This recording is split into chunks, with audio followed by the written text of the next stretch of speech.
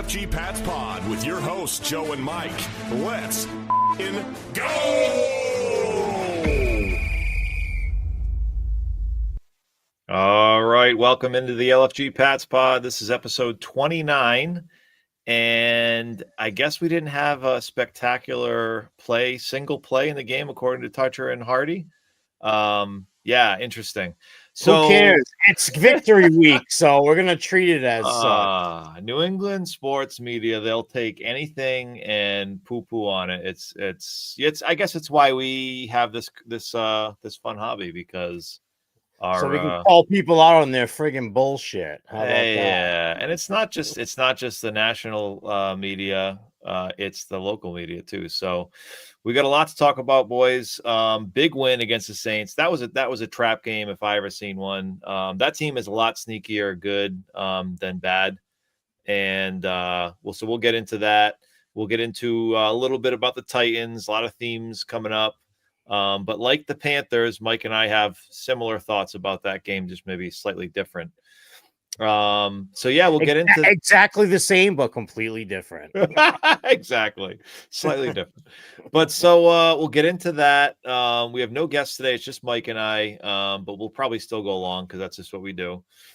But before we get into that, we have to talk about the sponsors. So we'll start with Horizon HVAC this week. Horizon HVAC, I can't say enough good things about these guys. They're coming out to Mike's house soon.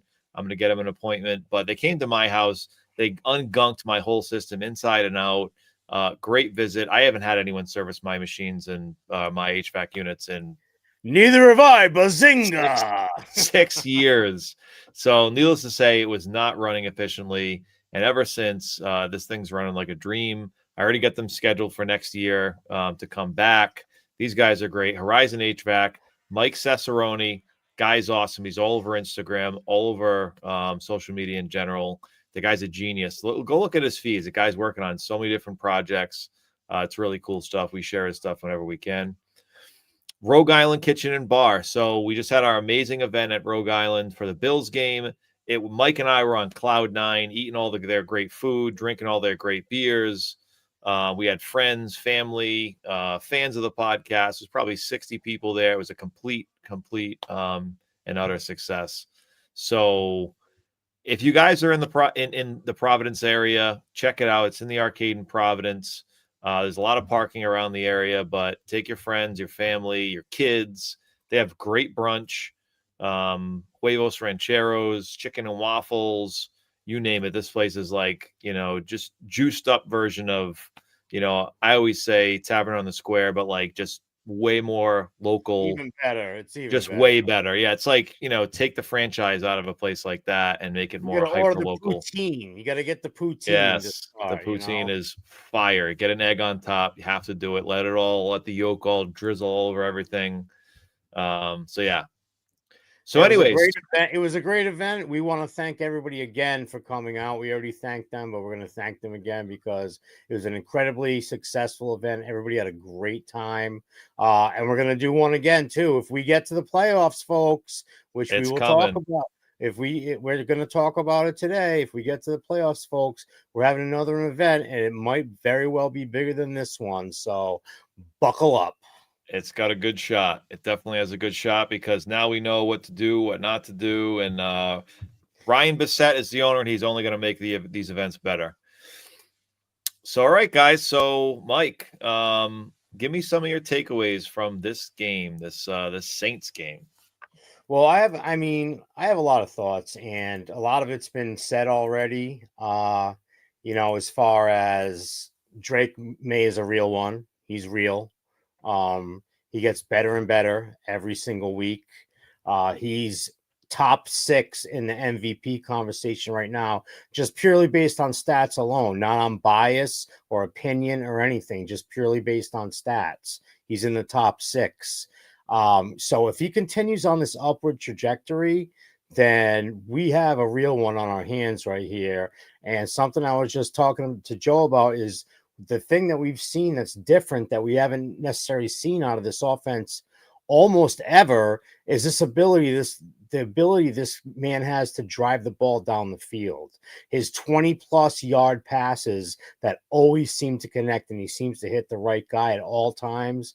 His pocket awareness is just going through the roof. And I said it during the game, his best play, and there was a lot of them. His best play was the 61-yard TD to Pop Douglas that got called back because broken pocket. He was scrambling around in there. He was looking for a way to run. And then he decided, wait a minute, hang on. Let me just like step back for a second and survey the field. And he did that. And it was a master class in pocket awareness. And that was one of my biggest concerns, because normally you need to get him outside of the pocket in order for him to be effective, which is still effective. Don't get me wrong. Keep doing it.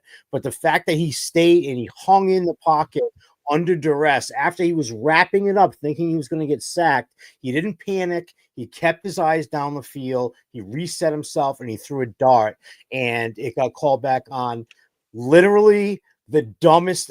Look, man, I've been watching this since 1984. Okay, this is my first game I remember watching is 1984, and I know it might be hyperbole, but I have never seen a call like that call on Stephon Diggs. And they didn't even throw a flag. The flag didn't even get thrown. It was just came from the eye in the sky. It didn't come from it didn't come from anybody. It turns out it didn't come from anybody on the field. It came from the eye in the sky. The dude that was on the replay cam was like, oh no, this dude, no, he was like technically blocking while before the ball was in the air or something like that. It's like, all right, he is on a completely opposite. He's 5 yards nowhere near the play. Like, come on the opposite side of the field. Him and the defensive back are doing the same thing they always do, just put their hands on each other to gauge where the other person is. He's not pushing off. He's not manipulating the man at all.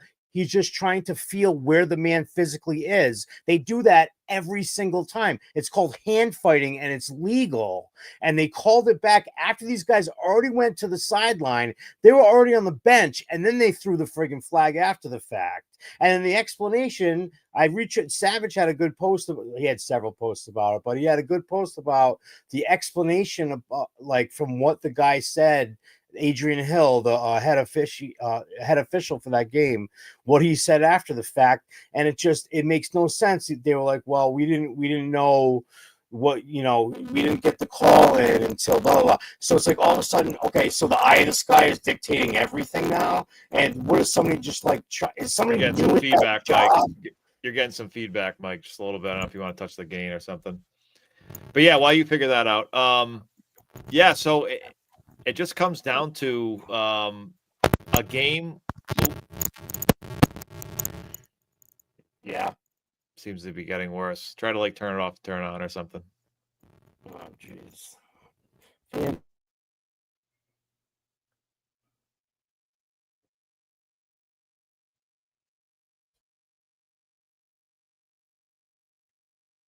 All right. Well, while Mike figures that out, to me, I think what ends up happening here is these Patriots end up fighting through this ref's adversity.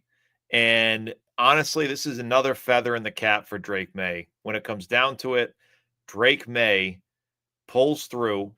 They take a touchdown off the board, and he continues to fight and shows adversity. This game could have easily been lost, guys. Like this honestly could have been a loss. This Saints team is a very scrappy team. And for us to show that kind of grit and that kind of determination in a different stadium, I mean, to me, that really proved that this team has what it takes to play in big games and play in big moments. Numerous bad calls. Diggs was not to be denied. I mean, Diggs had a massive play again when we needed him to. Booty had endless massive plays, 2 touchdowns, and just got involved when you needed him to, right? I mean, this is just pretty much what Booty has done all year. He may not carry you throughout the game. He may not make 100 catches, but he's going to make 2 to 3 solid plays when you absolutely need him to. And Drake May, all he does is praise him. He says, he's if I give him feedback or if he doesn't understand something, he's the first one to ask questions.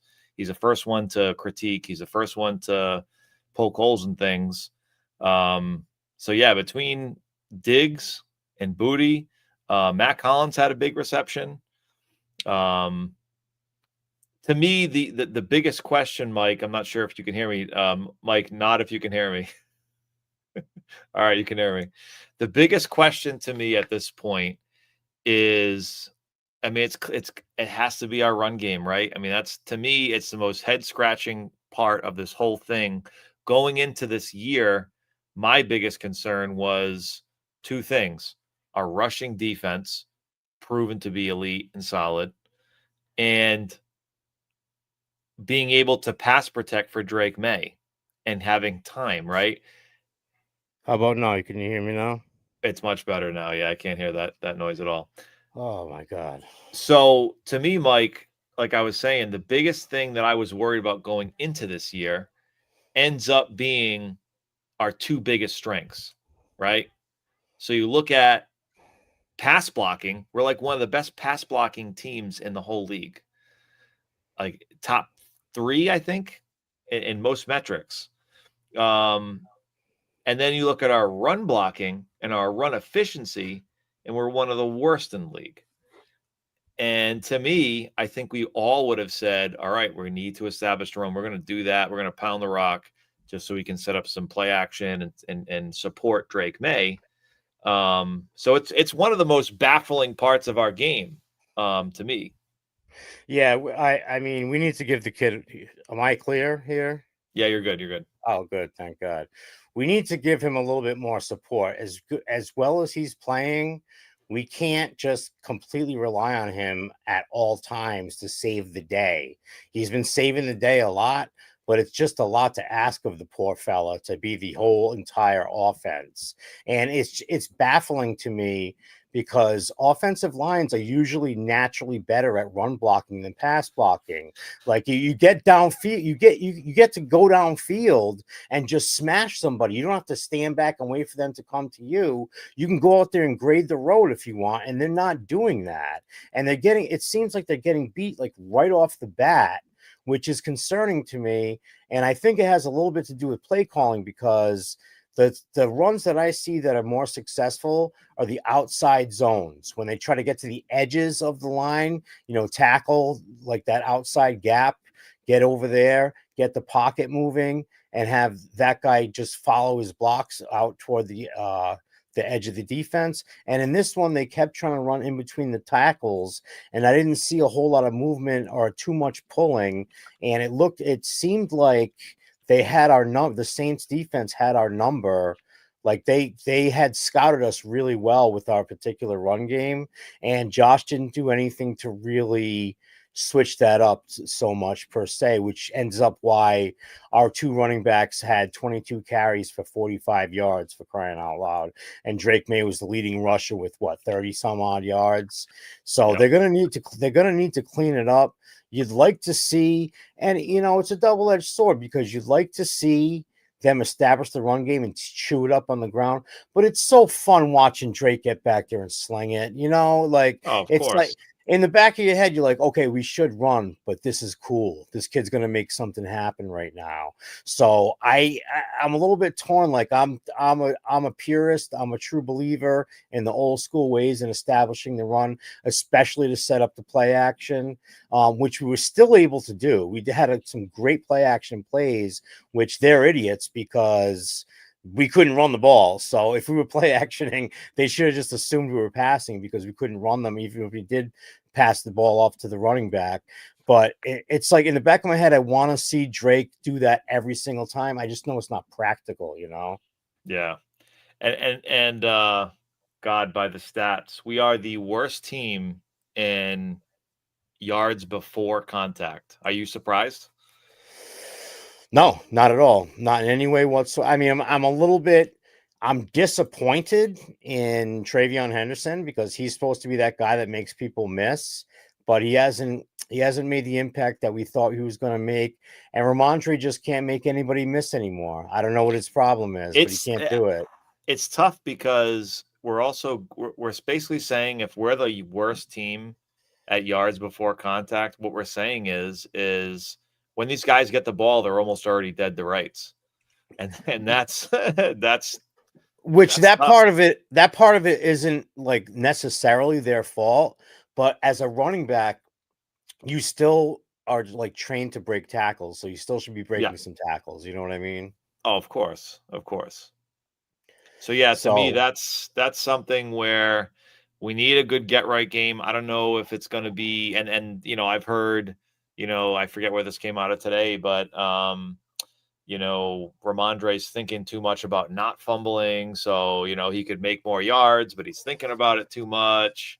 Michael Rodnick says, shout "Yep, it out. starts with the old line." He But does. it isn't entirely on them. Running back carries responsibility too. No pun intended. Yeah, exactly. Exactly. That's Yeah. exactly that's So what it is. it's a dual-edged sword, right? You have we thought a talented backfield, and I think they can, they can get the job done. Is it more zone run schemes? Are we running it too predictably at times? I don't think so. I think the play calling's been great. But is it zone blocking versus, different blocking schemes? Yeah, well, they didn't show a lot of creativity in their runs, like the duo blocks where like two linemen will gang up on one defensive lineman and then the other guy gets to the second level. They weren't able even to get first past that first level because they were getting beat. So they weren't even able to get to the second level because guys are already penetrating the gaps through them. So I haven't looked at the film. I watched the game again, but I didn't look at the film to see exactly who was responsible. But I blame Morgan Moses. Okay. I think that guy is a step slow in basically everything. He just looks a step slower than some of the other guys that are out there. I think we have a very promising left side of our line with those two rookies right there. And Onwenu is solid. Bradbury had a bad snap, but other than that, he's been solid.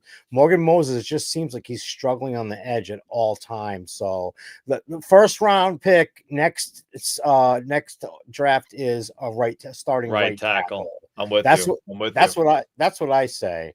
because I don't think like people are going to say, "Oh, you need a star receiver." Do we? Are we going to need a star receiver really based on the weapons that we have? Like Kayshon Boutte is proving that he can be that X receiver for you, and he proves it time and time again. His play strength, his body control, his footwork, it's all at a top-notch level. He makes heads-up plays that half the receivers in the league can't make. So he's really growing into his own. Now, I'm very disappointed that Stephon Diggs did not get his in this one, partially because I started him in one of my leagues, so I wanted him to go off and he didn't. And that 51-yarder that he caught or whatever it was that got called back, that was another phantom call, an absolutely phantom call. So I think we have and Pop Douglas, based on what we saw, he can stretch the field. Like he might be the guy. So I I don't was know how much. saying that. I was saying that in camp. I was saying this guy's got another gear, and he looked fast. I don't know what happened. I mean, he had like 2 touchdowns, I think, in the past 4 weeks outside of last week. Well, Um, this is my problem with Pop Douglas, and I'm gonna tell you, he is great at getting downfield. He is not great with the intermediary stuff, and that's exactly what we need out of him yep. from that slot receiver position, which is why I shudder to think that Afton Chisholm might need a shot there just to get some because he knows how to sit down in the zones and get open in the zones. And Pop Douglas, he seems more like a field stretcher, but he's also not an outside receiver. So if you're wondering why he doesn't get more snaps than he gets, that's why. Yeah, he's Because kind of a tweener, right? He's a tweener. yeah, he's in there. They'll line him up at the slot if they're in a certain set and a certain play call, and it's for him to get downfield. Now, for my money, if you need your classic slot guy to get open from 6 to 8 yards and find the soft zone every time, Stephon Diggs is your man. Okay, that guy can get open anytime he wants. I don't care. I've seen him do it. He can find this. he is a masterclass at finding the soft spots in zones. He's an incredibly heady receiver, and he always makes the first guy miss. And I've been incredibly impressed with him, and I really think that they need to focus on that a little bit more, and then bring Pop in for some of those longer down and distance situations to try to stretch the field a little bit. But I love what I see out of Stephon, and they lined Stephon Diggs at the X, Y, and slot. They lined him up all over the place, and I like the fact that and Booty, they lined him up at the X and the Z as well. So they were interchanging those guys nicely. So those guys know all of the positions, and they know how to find the soft spots and zones. I just don't think Pop Douglas has that right now. But once he gets the ball in his hands, he's absolutely dynamic, man. He's a guy he's a jitterbug. Like, he can really make people miss. I just don't think he understands completely the exact nuances of what it takes to be a slot receiver in this particular offense. He knows how to get open or find holes when the play breaks down, but like you said, in the intermediate level, he's not able to find soft spots and zones. But if he's downfield already and he's got one guy to shake to make a move and get open, he can do that. But yeah, he's not as much of a tactician as Efton Chisholm. Mike Roddick made a good point. We're not giving up on the run. That's a good thing. Because I do agree. At some point, this is going to break us. At some point, this is going to break us, right? Because Drake May, as on fire and white hot as he's playing, he seems to not be able to make a bad choice, right? Everything he's doing is going well. And we started out in the season where he's making some off throws, off kilter kind of uneven kind of throws where he's not have the right footing, and we see him throw balls high, low, and now he's just like laser focused and locked in. That doesn't last forever. That's not something that, like, he is doing something that's like unprecedented right now. So we don't want, like you said, we don't want to put too much pressure on him. We need to establish a run game, or else teams are going to devote less people to the run game. And guess what? They're going to start to catch up on us as far as our 75 to 80% completion percentage game. It's very unsustainable. So I agree. I think that's something we need to work on. And Rodnick's right. We got to keep doing it. And is Marcus Bryant, is he an option? Does he need to come in for Moses at times, or give him another look? I don't know. I don't know about that. I don't know what the answer is. No, he's very, very raw. At this point, at this stage of the season, we're pretty much stuck with what we have there. Oh, clearly, yeah. There's not going to be too many upgrades involved. As far as, and while we're on the subject, as far as the trade deadline goes, there's a couple of guys that might be on the block. Joe, what do you think? Do you think that we should trade for, and this is a non sequitur, but do you think we should trade for a guy like Trey Hendrickson? I honestly think however you can improve this roster, you push your chips in and you try to move players that you're not so enamored with. You try to move a player like Keon White. You try to. Well, I was going to say Keon White's disappointed, the whole entire season. So. And I like Anthony Jennings. I think he's a great piece. So I don't think I would not want him on the table, but Keon White certainly is expendable. Obviously, Duggar we've talked about. There's players that we have that other teams I think would benefit from, as well as draft picks, right? So to me, you're looking at AJ Brown, you're looking at Hendrickson, heck, you're looking at linemen from teams that have no shot, that are just like, hey, this is an aging lineman, veterans. Go after a lineman. I don't care. It alarmed me because when we had at a certain point in the game last week, when Harold Landry got rolled up on and it looked like a serious injury. Yeah. That's scary. I was pretty scared about that. And then Chason also, something happened with him, so he had to go sit down too. So they had Milton Williams play defensive end for a whole series in the first half. I don't know if anybody noticed that, but he was at the right end the whole entire series when those two guys were sidelined. And that's not what you're looking for. I mean, look, he can actually play the position. But you want him inside, you know what I mean? So if that's going to be the depth that we have or the lack thereof, then you might want to take a look at it. Like it's a little bit different than bringing in like an offensive lineman, a defensive end. You tell him go either rush the quarterback or play against the run. It's kind of like pretty easy what your assignment is. It's not like an offensive lineman where you have like multiple different responsibilities simultaneously. It's like you either have one or the other. So I don't think it would be a terrible idea. I'm just using Hendrickson as an example. I've heard some other guys might be on the block as well. But that would be the only thing that I would think would make sense from a trade standpoint, unless you went ahead and got a guy like an AJ Brown or something like that. But that's not going to happen, Joe. It's not going to happen. It is interesting though, because he is a malcontent right now. All the footage I've seen of him, he looks like he's completely checked out. Like he's lost his will. I don't want a guy that's checked out on the defending Super Bowl champions and have a chance to go back to back. They're not gonna, because they look like dog garbage, but still, I don't want a guy that's gonna sulk like I would take him for, and I've talked about this with my Eagles fan buddy Jeremy. I would take him if we said, look, we'll give up a second and a player and get back a third, something like that, where it's like you're kind of just like shifting picks a little bit. Like Savage posted, would you give up a second for him? I'm like, he's too old. There's not enough left for me to warrant a second. Howie Roseman gave up a first like 4 years ago.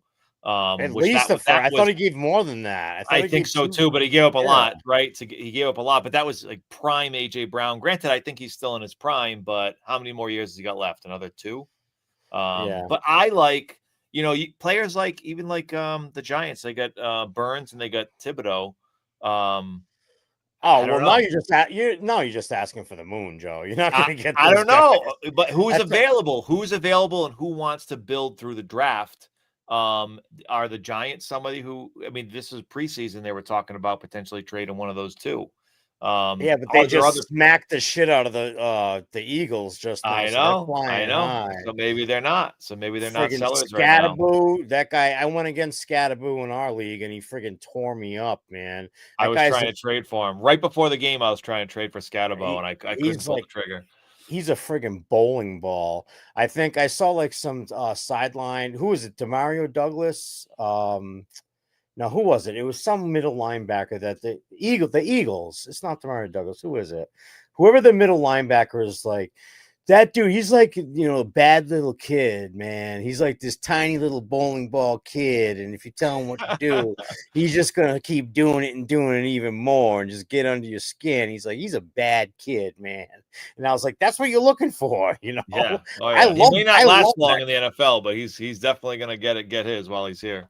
I love that guy, man. He's a little wrecking crew in there. I would much rather have, no, I'm not going to say that yet because Travion's story hasn't been completely told yet.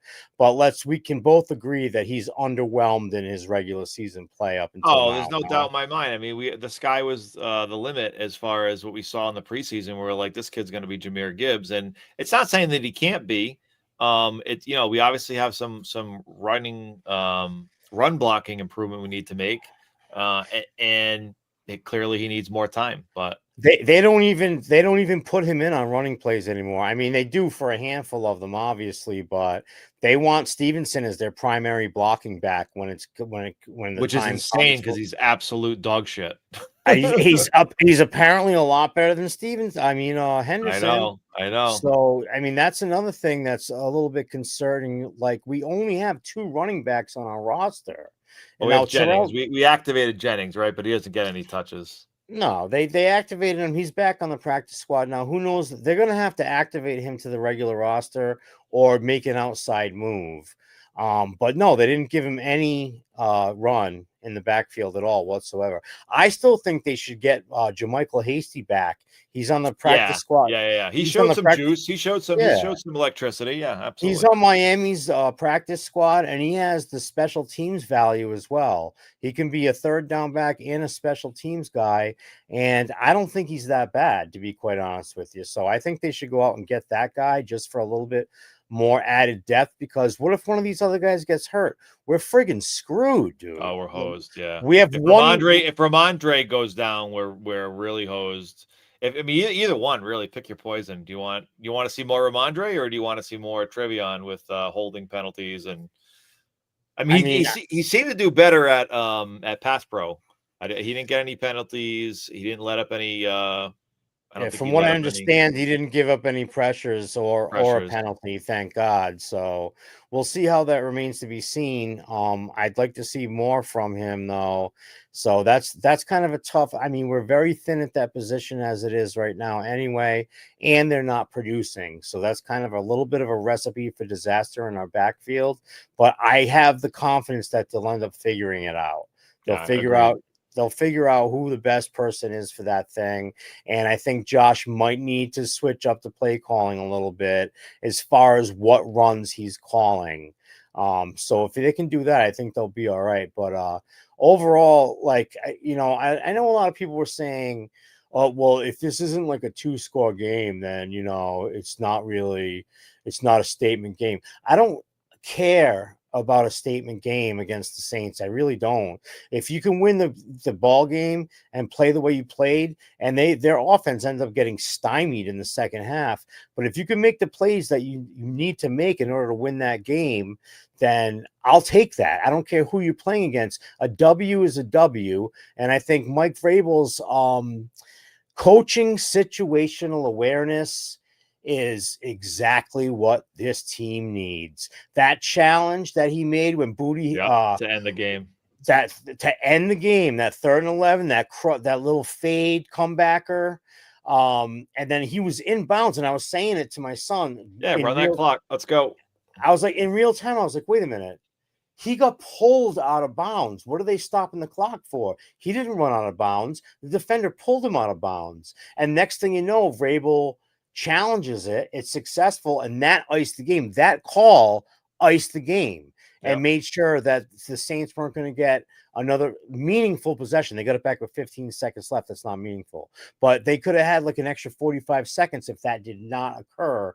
So I'm very encouraged with the situational awareness. And I'm sitting there and I'm telling Jalen, I'm like, do you think Gerard Mayo would have ever been able to navigate his way through any of that? No. He's like, of course not. He's like, what are you talking about? He's like, what are you No. crazy? I'm like, I'm just saying, like, I'm just giving you an, apples to oranges comparison about the night and day situation that we are in with our coaching staff right now. Like, he's got that guy, John Stretcher, who apparently is like a situational guru.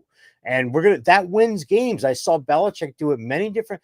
Now, all the shit I talk about Belichick, but he was a situational master. Oh, yeah. He had an encyclopedia in his head. Yep. He won us so many games with his master of the rules, decisions. master of all that stuff. 100%. Absolutely. And you all see all the unsexy things, right? Yeah. You see the same thing with Mike Vrabel right now, and it's incredibly encouraging. And that guy's going to have a full head of steam coming into this upcoming week. So I'm very much looking forward to this game because I want to see a rollover. I don't know about you. Oh, I do. I definitely want to see. I want to see Vrabel get vindicated. That's what I want to see because clearly, I think he got a raw deal over there as far as how he got let go and with the whole comments at the Patriots Hall of Fame. It was kind of pretty I don't know, ticky-tacky to me where it was I'd be taking it personal. I'd be going in there taking it personally and being like, yep, let's do it. Well, Mike Florio, rather, of Pro Football Talk, he has a saying, and he says it about the bad teams. Dysfunctional teams do dysfunctional things. So he's said that about the Jets for years. He's said that about the Titans for a while now. This lady, the owner of the Titans, Amy Adams Strunk, she inherited the team from her late father, Bud Adams, who was a pretty good owner. I mean, he was also polarizing. He was the one that moved the team from the Houston Oilers to the Tennessee Titans, and that was met with much derision, of course, as it should have been back then. But he was an innovator and a visionary, and he always fielded competitive teams. And now he's dead, and now his daughter is taking over, and she has absolutely no freaking clue how to run a team. And I say that because she's interfering. Bob Kraft, I don't care what people say about Bob Kraft. He's not sitting around telling Vrabel that he needs to do this, that, and the third every week. This lady does that. She took play calling away from Brian Callahan, their coach, in week 3. She did that and gave it to Bo Hardigree, who's like their offensive, their quarterback's coach or something like that. She did that. That was her decision. And Brian Callahan's like, I'm not really on board with it, but that's the direction the organization's going in. Once I heard a head coach say that, I'm like, oh, this guy's not long. He's castrated. He's not long for this job at all. It's only a matter of time.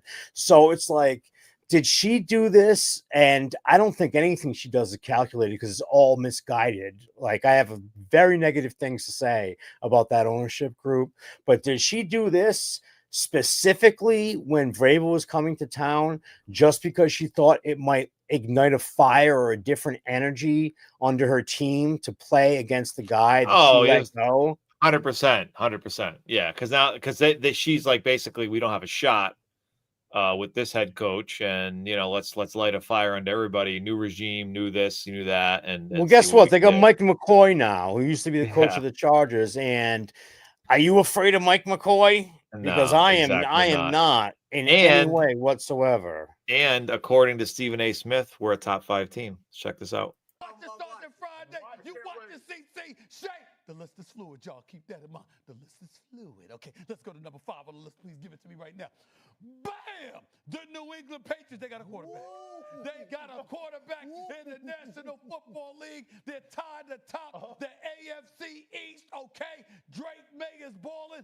Vrabel is coaching. They coming with it, right? Look at everybody else going around. Where's the momentum flowing? It's flowing in this direction in New England. The Buffalo Bills are in danger of losing their supremacy in the AFC East. I'm paying attention to that. It's week 6. We got to give these teams some love. When I don't give them love, y'all complain about that. What you going to complain about now? I'm giving them some love in New England. Once again, I'll complain that he's a front runner, okay? I'll the list is fluid. The list is fluid. Yeah, it's fluid because you just flip your script.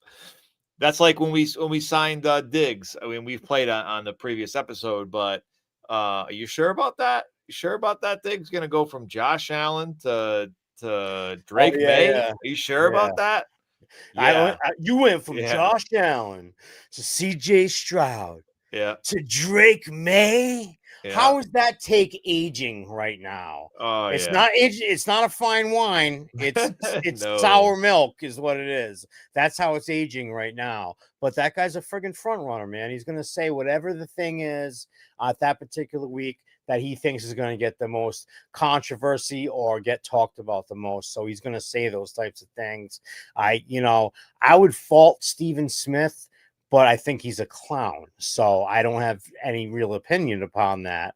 But it's just funny how the league, it shifts so hard from one week to the next. We were crap like this time next week, but all of a sudden now Buffalo loses and we're in first place in the AFC East. Now all of a sudden it's like people's like, okay, all right, maybe those guys are actually worth something, It's like you weren't giving a damn about us at the beginning of the season. Joe had him down for friggin' like 12 wins. I had him down for 11 wins, and I'm still standing by. Or I think I had 10 and you had 11. I was 11, you were 10, but regardless, right, yeah. Regardless, it's more realistic than ever at this point right now. If the playoffs started today, which is a very long season, we'd be the number 4 seed, man. So if we kept saying this, Mike, you and I have stayed strong. We kept saying this, guys. If we improve our offensive line even a little bit, if we just give Drake May more time, improve our line, let's make us like halfway, somewhere in the mid tier of offensive lines. Well, guess what? We're one of the best at pass blocking. And obviously our run blocking needs a little work, but whatever. If we said we have guys that can run routes and catch footballs, the bar was so low, literally just run routes and catch footballs, because we couldn't do that last year. Literally could not run routes, create separation, and could not catch footballs. We probably I don't even know if we led the league in drops. We were definitely towards the bottom of the league as far as drops. Yeah, very basic things, right? And then we said with Gonzo, with Milton Williams and an interior pass rush, and Carlton Davis, doesn't even really matter who our linebackers are. We're going to have a top 5 to 10 defensive unit. And How about all Marcus these, Jones, though, dude? Marcus Marcus Jones. Jones, yeah, completely balling out on special teams and in slot corner, and he plays, sometimes he plays boundary too when he needs to. He had 3 pass breakups, man. He was Johnny on the spot. He played every single snap. So they're not even going with the 5-2 that I like or the big nickel that I like. They're going with a regular old plain old nickel with 4-2-5 type of deal. 4 down linemen, 2 linebackers, and 5 defensive backs, because they can't take Marcus Jones off the field because he's making so many plays. He's too electric. He's all over the field. He's a ball hawk. Yeah. So that's your base defense right now, is a traditional nickel with Marcus Jones in the nickel spot, and he earned the role. I wasn't saying that at the beginning of the season because I thought it would be a big nickel, but then again, that's when we had Jabril Peppers. I said Jabril instead of Julius. He did it. Oh no, Julius Peppers. R.I.P. Julius Peppers. But no, so like, to me, wait a minute, hang on. What did he die? Well, no, because you said Oh. you didn't say his name. Oh, okay. We used to bring him up all the time. Anyways, I know. He did not die. Julius Peppers is still alive. I don't know if he's happy, but he's alive. Shout out Julius. Shout out Julius Peppers. But anyways, no. So we look at the schedule, Mike, and I'm like trying to like figure out where the losses are. In my mind, it's now a 9-win floor. I don't see how we get to any less than 9 wins. And to me, it's like a probably 12-win ceiling. And that's kind of what we started the year with. I don't know. I never said 8-win team. You just would not catch me saying 8 wins. A lot of people were saying, oh, we'll be lucky to get 7 or 8. And here we are. We're at 9 wins, 9 potential wins. And that's with us losing to probably like the Browns or the Falcons or the Bucks. And so, yeah, I mean, even David Andrews and Brian Hoyer, they have their podcast, and David Andrews has them down for 13 wins. And I'm like, all right, Homer much, but still. But this is what we were saying. Like, this schedule has been such a cakewalk from the beginning. We look at it from top to bottom and go, man, this is hard to pick out losses. And obviously we were thinking of all these things, right? We're going to have improved offensive line. We're going to have better receivers. Our defense is going to be solid with Milton Williams and Barmore. We kind of bought into it early, but I don't know, Mike, we're right. I hate to say it. I love to say it. Hate to say it. I mean, look, you and I are always very optimistic about our team. And I've been saying it that this league is ripe for the taking this particular year. Who's the best team in the league right now? Tell me, who is it? It's brutal because you look at the Colts, right? The Colts are 5-1. If you're saying the Colts are the best team in the league, I'm not. I'm definitely then not. this league is wide open. 100%, you know what I mean? 100%. And there's the no Broncos, way they're not going to continue that trajectory at all.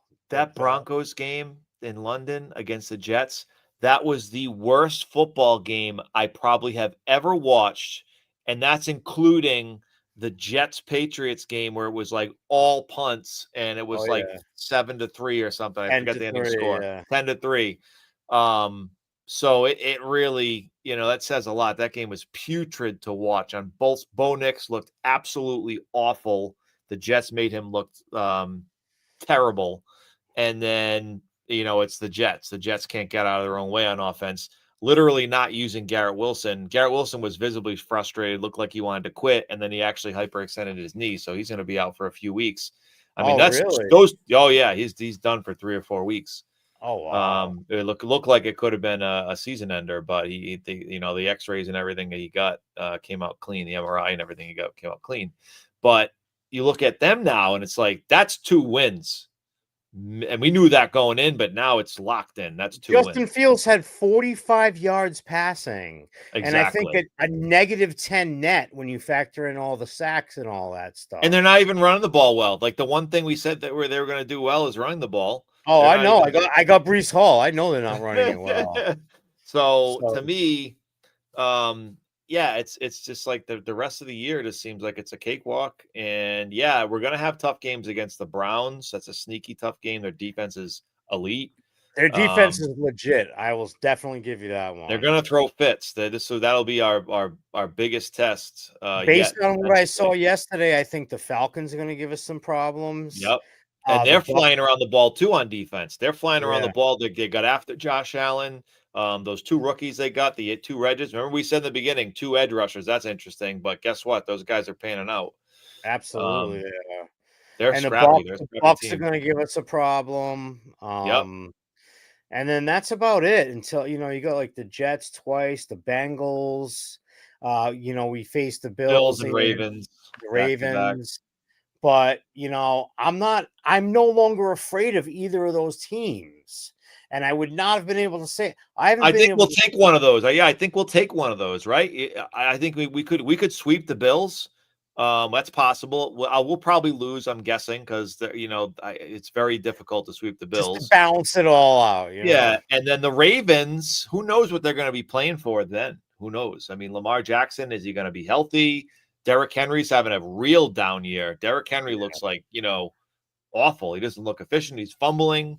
Um, Well, Lamar Jackson's a front runner. So if they have a losing record and he doesn't think they're going to make the playoffs, I guarantee you he's going to shut himself down for the year because he is not that dog. He's not that competitor. He's incredibly, extremely talented.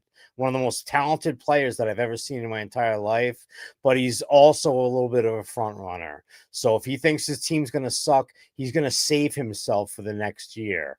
and that So defense is not oh my, it this year. That defense they've is historic. They're giving up points at a historical pace for crying out yeah. loud. A Ravens defense has never given up this many points in the first 6 weeks of a season ever since their inception in 1996 or wherever it was. So I'm not, and that's a long way off. And a lot of things can change from now until then. But it's just nobody's really scaring the crap out of me. There's teams that we can lose to, sure, but there's not one team that I can say, oh, we have no chance. We have We're no shot. screwed, yeah. And that was the Ravens to start the year. That was the Bills and the Ravens and the Bucks. And that was the main kind of areas where we were like, loss. But now now everything's on the table. Now it's like all for the taking potentially. And that's why you see David Andrews going 13 wins. We won at Miami and at Buffalo. Yeah, right. We never win in those venues ever. We never win those games. We're 3-0 on the road. That doesn't happen to this team. Hasn't happened in 5 years. So the fact that the narrative is changing right before our very eyes, fellas. Right before our eyes, the narrative is changing. This team is back because we got a real one, all right? And we got a real one at coach, too. This guy will not be denied. Mike Vrabel is a man on an absolute friggin' mission, and I love it. I could not love it more. He commands the respect of every single person in his locker room, and they want to play for him, and they want to play for each other. And that's the culture that you want. You play for yourself. You play for your family. You play for your team. That's what you play for. That's what he's instilling in this team. And as long as they keep that solidarity, then I think they can win any game as long as the chips fall right. So I have all the confidence in the world that we are a playoff. I'm calling us a playoff team right now. I'm calling it. We are a playoff team right now. And I don't care if we're sneaking into the 7th seed if stuff goes sideways. But right now, we're in first place in the AFC East for crying out loud. So let's take that W for what it is for this week. When's the last time we've been in first place in the AFC East? 2019. No. I'm sorry. 2021 with Mac Jones. Mac Jones, yep. 2021, we were I don't know, like 5-3 or something like that, and we were like tied with the Bills in 2021. That's the last time that we've come close to sniffing, even being close to the top of our division. And now we're at the top of our division, and the Bills don't have like a very hard schedule. They're kind of playing the same dudes that we're playing, based on conferences and whatnot. So I still expect them to win several games, but I've watched their games and they don't scare me. Nobody scares me. Josh Allen scares me. If you blitz him and play man, then that's when he scares me, because then he can go down and run for 50 yards at a clip because nobody's looking at him. But we're we've not going to. contained him. We've Yeah, we're contained him. not We've going shown we can to. do it. We're not going to play him that way. You play zone, you keep guys back, you rush with 4, you keep eyes on that guy, you keep a spy on him with Spillane. Spillane was spying Josh Allen that whole entire game. You keep eyes in the backfield and good things will happen. It's when you get into man blitz situations is when a guy like Josh Allen can kill you, and they recognize that. So I give Zach Kerr, the new de facto defensive coordinator, I give him a tremendous amount of credit for recognizing that the tendencies of different teams and being willing to switch up his scheme as such. And he's been blending in a nice mix of man and zone reads just to throw the other team off. And I think it's worked very well. It didn't work well in the first play from scrimmage against the Saints when they decided to corner blitz Carlton Davis, and whoever it was went right down the sideline and caught a 50-yard.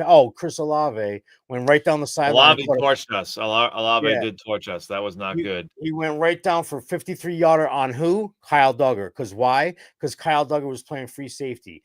That is an exercise in futility. You don't play Kyle Duggar at the free safety position. Please, for the love of God. I know you don't have a lot of bodies back there since Hawkins went down, but get that guy near the box. And they specifically keep Woodson near the box because they like the way he works on tight ends and they like the way he fills in on the runs, but he has more range than Kyle Duggar. They should have switched those roles, in my personal opinion. It doesn't matter now because the game's over and we won, but I didn't like that particular set of rules that they were running by, putting Kyle Duggar as the single high.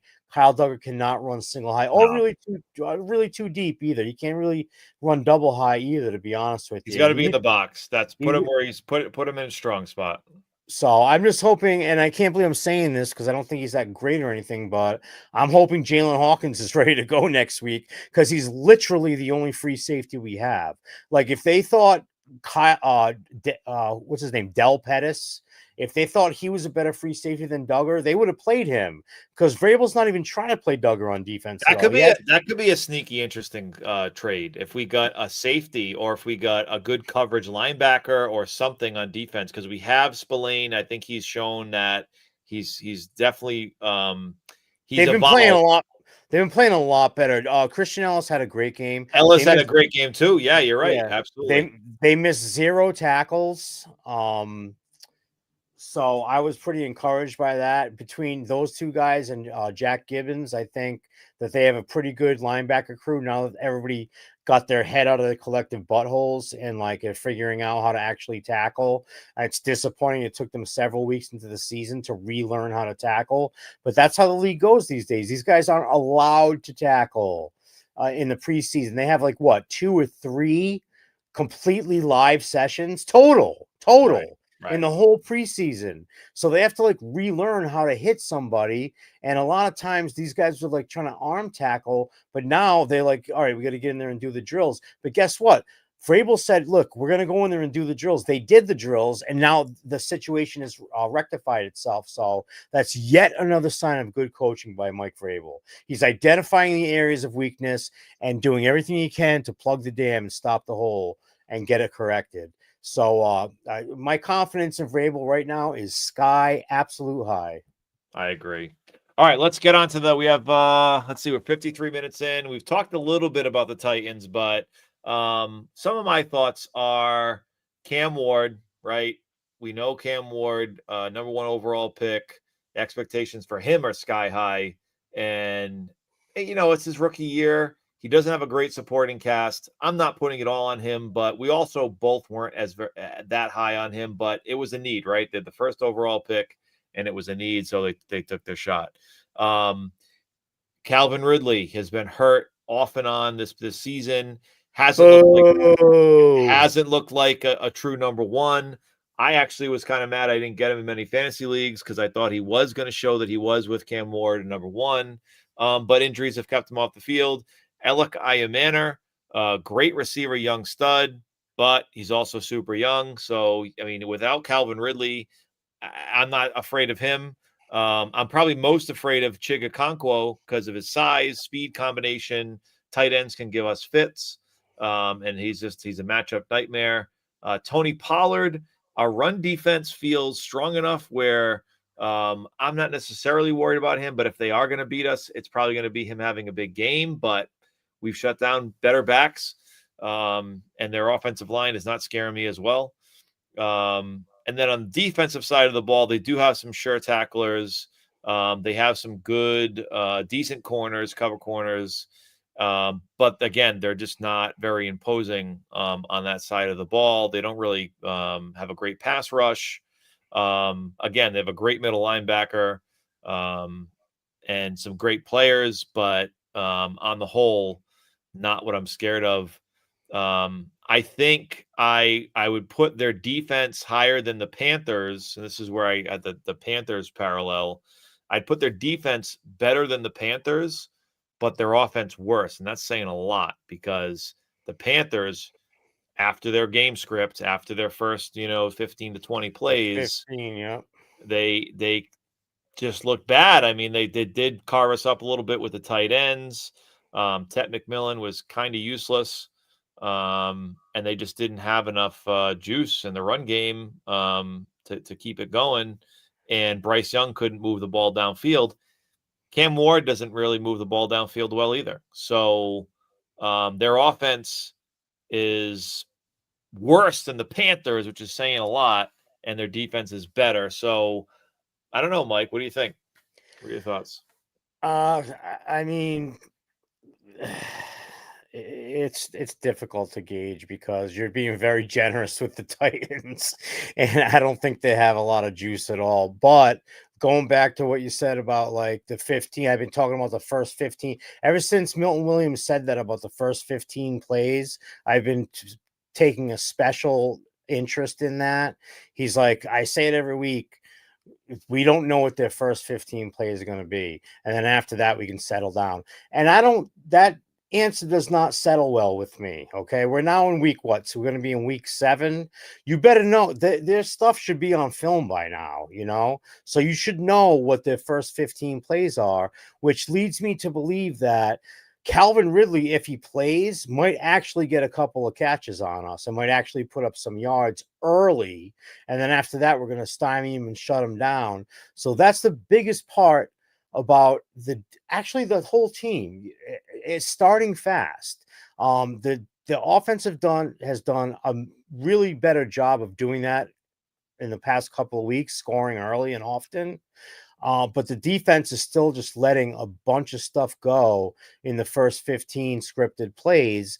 So if we can try to crack that code, then I think we'll be fine. But I think that's the only chance that the Titans have is if they can break us on the first 15 plays and get at least 1 or 2 scores under their belt, which I don't think they'll do. I'm just telling you what I think their chances are.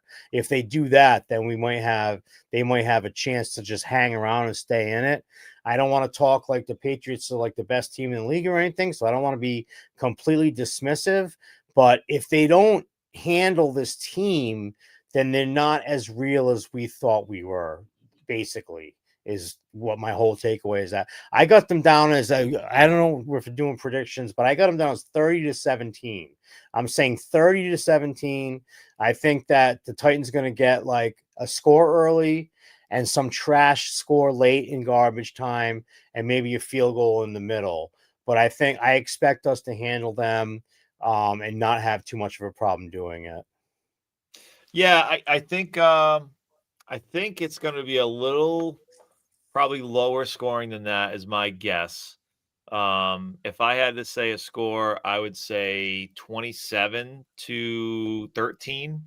And mainly that's because I do respect their defense a little more than the Panthers.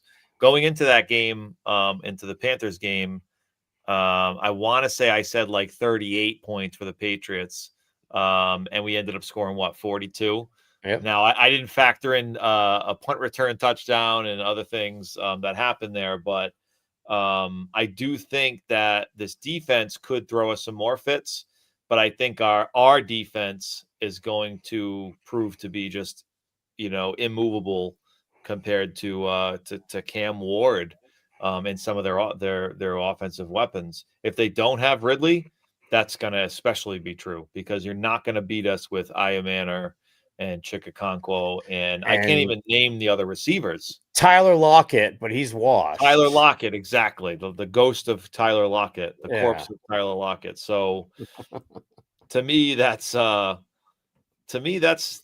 of where it stands. I think if Ridley's banged up and or cannot play, which sounds like he's definitely going to be, he couldn't even run at the end of the game. Well, those guys don't have any chemistry anyway, by the way. Him and Cam Ward are not on the same page. Trust me. I have him. I kept him and gave you friggin' Cortland Sutton instead of Calvin Ridley. So now I'm stuck with Calvin friggin' Ridley. So believe me, I know I was into it. I was into Ridley too. I was like, it was kind of a toss up. I was talking to my buddy about it, and I'm like, I don't know which one's better or worse. And I actually felt like Ridley could have a better year. Obviously, the struggle is real. Struggle is real for sure. Those guys but yeah, I think to me, I think this team, the sky's the limit this year. This team has every reason to say, why not us? I mean, that's the mantra. I know the Diggs mantra is we all we got or something like that. What is it? Oh, Diggs. I don't know. I forget the pregame speech, but they do have he has a mantra. he has a lot of different things that he says. I love it, dude. He's laser focused, man. He's locked in. Yeah. He is everything that we talked about. The polarizing, Diggs spectrum of he can be a nag, he can be negative on the quarterback, he can want targets. Obviously, we're winning games, so it's everything's going to be on the up and up. But he's shown me that he's 100% matured. He's put in the work, and he's laser locked in. If he wasn't, he couldn't be any more laser locked in than he was against the Bills. And then, of course, against the Saints this week, again coming with huge plays. Granted, they called back some of them, but he just continues to be that clutch guy between him and Booty. These two guys are just where you need them to be and make the plays when you need them to. That Booty touchdown was which one? They were both great. Well, the one where the guy was draped all over him and he put it right in the perfect spot where like the guy he caught it. It was clearly a touchdown, but then the guy kind of wrestled it off of him. Yeah, and like, oh, dude, get out of here. Touchdown. Kool-Aid McKinstry. So Booty. Some people were onto things because I was saying trade Booty, let's trade Booty and get somebody else. Let's do things. They're like, oh no, I like Booty. I think he could be something. I think they're right. I think he could really be something. He's not going to be Jamar Chase, but he could be a guy that wins us massive games. Could win us a playoff game. He's a true X, and him and Drake have fantastic chemistry. So I don't want that guy going nowhere. I want him to stay right where he is. I'm with you. I really want Diggs' snap count to increase considerably. He's only playing half the plays. I don't understand why. Like, he needs to be in there more. And a lot of it has to do with Mac Hollins because, look, if you see Mac Hollins like split tight right near the line of scrimmage, you know exactly what's happening. It's going to be a run play. So it's like completely telegraphed about like when it comes to that stuff. So I would like to see that. But Stephon Diggs can block. He's not a Mac Hollins. Hollins is like an extended tight end, basically, But you need to have the guy out in the field more. I think they need to get him some more targets because, I'll continue to say it. I think he can get open over the middle anytime he wants. Who's this, Mac Hollins? No, I'm talking about Stephon Diggs. Oh, Diggs. Yeah. I was going to say Mac Hollins is very limited, but I do like he does have like a big play almost every game, like a big third down conversion, like.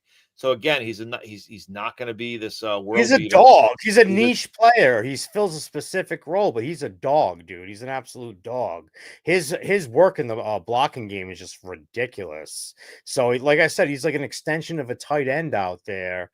And yeah, he can get open and make some plays.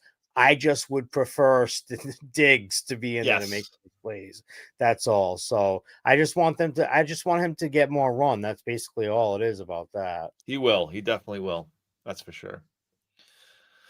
All right. Well, Mike, I think we've said all we need to say. I think when it comes down to it, we're gonna be 5-2. we're gonna be 5-2. I mean, let's be honest. We're gonna be 5-2 this weekend. We're gonna be talking about cementing the legacy of Drake May even further as the MVP candidate.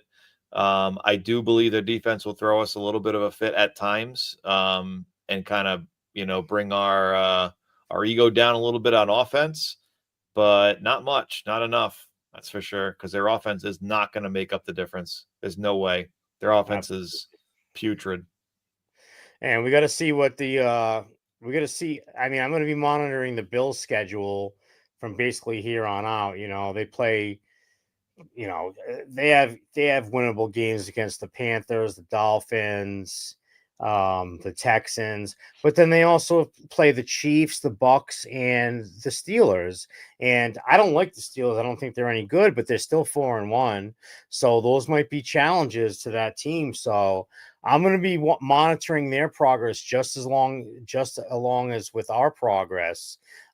Because if we can stay neck and neck with them, man, maybe we can pull out the division. Who knows? It would be a monumental moment if we could actually pull this division out of our butt. So we mentioned it in joking in the early preseason, and it was like we were like, all right, let's chill out now. But I mean, we try to be practical, but we also try to be optimistic. And I'm taking practical optimism in this one. I'm looking at both teams' schedules, and we might end up with the same damn record at the end of the day when it's all said and done. yeah, you're not wrong. So I'll be waiting with bated breath to see how that all works. So as will the rest of us as well. Absolutely. All right. Well, as always, guy. As always, guys. Hey, guy, Guy over here. Oh, our guy Mike Rodnick. Hey, guy, you still listening, guy? This is our guy right here. Thanks for the comments, Mike Rodnick. By the way, you're awesome. As man. always. Absolutely. So, guys, thanks for tuning in. As always, follow us on at LFG Patspod, at Joe LFG Patspod, at Mike LFG Patspod. We're on X. We're on Instagram. We're now on TikTok. Mike, thanks to your wife on that one. We got to get some content going there. Follow us on Facebook. We have a Facebook page as well. Guys, if you're watching our YouTube videos, give us a like, give us a follow, subscribe to us, all that stuff. It's free, by the way. At one point, I was a boomer and thought, hey, if I hit subscribe, am I paying for this? What am I paying for? Yeah.